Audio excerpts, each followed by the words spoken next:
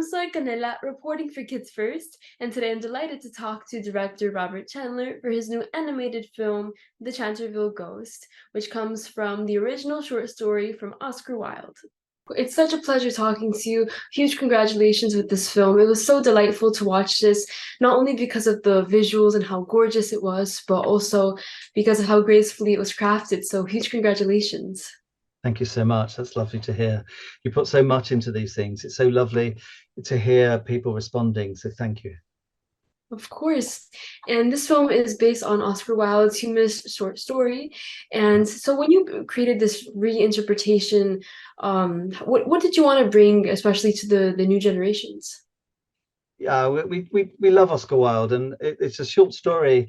And I guess the clue is that it is a short story. There are lots of things that aren't said in that story, and a couple of extra things that we wanted to take out. So we didn't really go to the films. There have been several film adaptations. We didn't really go to those. We went back to the source, as you should, and we decided, we can lose one of the characters here. That will increase the drama between Virginia and Sir Simon, and so on. So we made those sort of regular things that adapting any book or story does.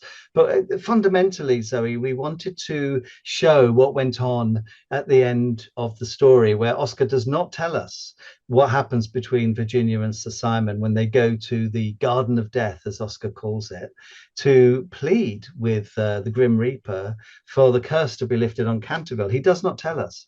In the story, Virginia says she marries Henry, and she says, Henry asks her what happened, and she still won't tell him. And she says, maybe one day we can tell the children.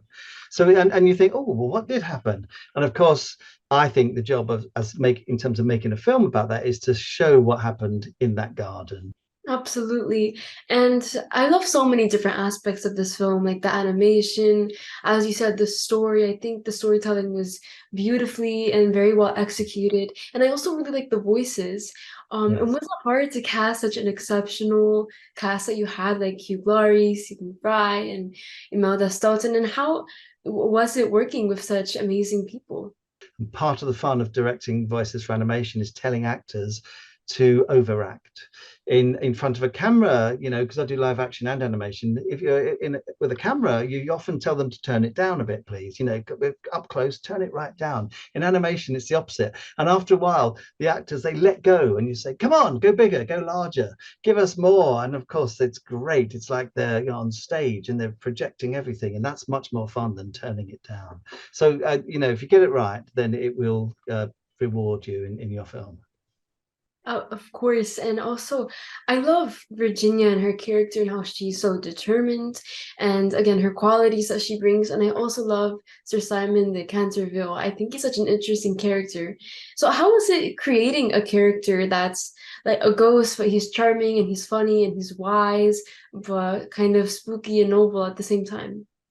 And then that's the fun of it, creating Sir Simon. And another change we made to the story was that Oscar had Sir Simon kill his wife, and we didn't want that. We wanted people to empathize with Simon, and so we had him accidentally killing his wife through his own vanity, and that for us added a tragic depth to the character.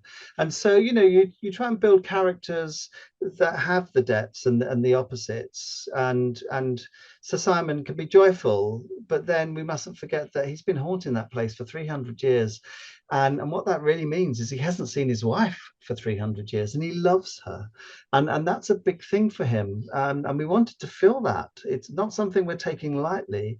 And I think that's something I hope comes across from what I do as a producer, is never mock characters' desires, what they want.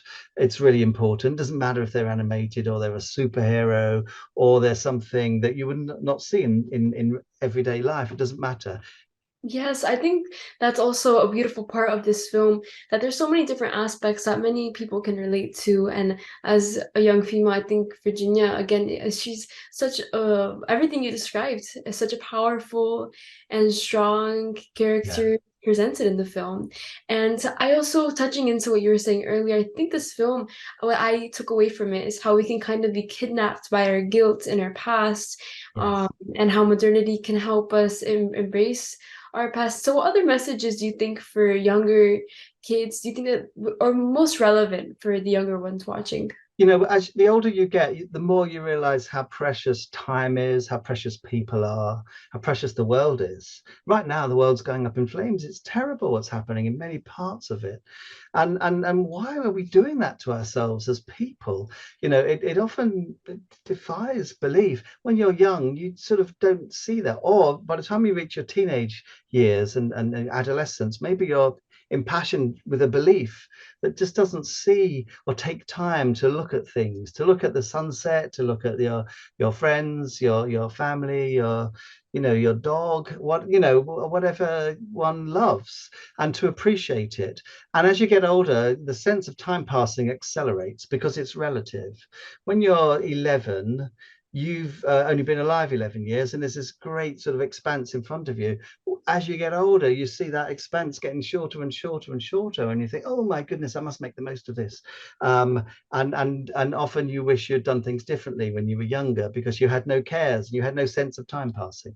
And so, sorry to over elaborate, but that to me is the theme of the film. And Death himself says it to Virginia and Henry through the hourglass. Make the most of it. And when you're young and people say that, it sounds a bit cliched, and yeah, sure, I'll make the most of it, but we really mean it. Do make the most of it. Do take time out. Do value people of all kinds, all persuasions, whatever. We're all people, and the film is saying that. This is a glorious place we're on this planet. Please let's make the most of it. And I think that's beautiful because I think that's something that younger kids are going to be able to grasp very well and understand that, unlike, super complex message. And it's also fun and it's kind of lighthearted and it's refreshing for adults and for older people who also like to get back in touch with that sense. And also, before we end, I need to talk about the visuals and the camera because I thought it was beautiful. One of my favorite scene, like the locket with the pop-up book. Wow, that was such a beautiful, beautiful scene that I think was technically so amazing. So how was it with like, did you determine that you wanted the camera to kind of move like the ghost? And that's how I saw kind of throughout the film. It is lovely. Backstory and exposition is like a dirty word in screenwriting. Of course it is. No one really needs to be told what's already happened in the past. But we do in this case. And how can we do this creatively and in a way that it represents Sir Simon? And so we gave him that locket that opens up, and it's like painted enamel with the characters moving around, and it allows us to tell that story. And then so you're dealing with something very tragic, the drowning of his wife, and by in animation that's pretty strong, but by putting it within the sort of that illustrated character receding into the darkness within the locket, it allows you to have some distance from it while still feeling how powerful that moment is. And we also recognize that that locket, and it's very mechanical. You can hear the clockwork. And again, that was a deliberate choice because it reflected Sir Simon. It was his wife's locket. It's in anguish.